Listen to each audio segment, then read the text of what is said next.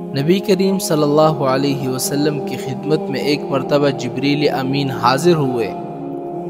تو اللہ کے رسول صلی اللہ علیہ وسلم نے جبریل امین سے فرمایا کہ جبریل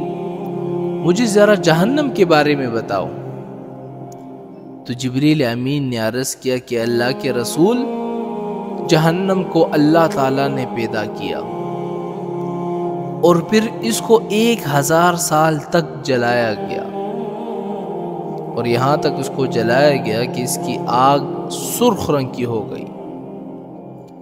اور پھر اس کو 1000 سال تک اور جلایا گیا یہاں تک کہ اس کی آگ زرد رنگ کی ہو گئی، اور پھر اس کو 1000 سال تک اور جلایا گیا یہاں تک کہ اس کی آگ کالی ہو گئی۔ اب اس کی حالت یہ ہے کہ نہ تو اس کی لپٹیں کم ہوتی ہیں اور نہ اس کے انگارے بجھتے ہیں۔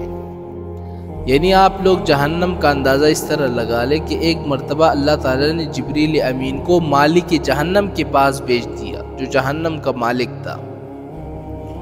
اور جبریل سے کہا کہ ان سے ہمارے آدم کے لیے کچھ آگ لے کر آؤ تاکہ وہ دنیا میں کچھ کھانا وغیرہ پکا سکے۔ تو جبریل امین مالک جہنم کے پاس چلا گیا اور ان سے فرمایا تھوڑی سی آگ چاہیے۔ تو مالک جہنم نے پوچھا کہ حضرت کتنی آگ دے دوں؟ جبریل امین نے فرمایا کہ 1 چوارے کے برابر دے دو۔ تو مالک جہنم نے عرض کیا کہ حضرت اگر آپ 1 چوارے کے برابر جہنم کی آگ دنیا میں لے کر جاتے ہیں تو اس کی گرمی سے 7 آسمان 7 زمین پگھل جائیں گے۔ تو جبریل امین نے فرمایا کہ اچھا اگر اس قدر جہنم کی آگ تیز ہے تو ایسا کرو کہ چوارے کی گٹلی کے برابر مجھے جہنم کی آگ دے دو۔ تو مالک جہنم نے اس پر عرض کیا کہ حضرت 1 چوارے کی گٹلی کے برابر آپ جہنم کی آگ دنیا میں لے کر جائیں گے تو اس دنیا میں نہ کبھی بارش کا 1 قطرہ ٹپکے گا اور نہ کبھی زمین میں سبزہ اگے گا۔ اس پر جبریل امین نے اللہ سے فرمایا اللہ میں دنیا میں کتنی آگ لے کر جاؤں؟ اللہ نے فرمایا کہ 1 ذرے کے برابر آگ لے لو۔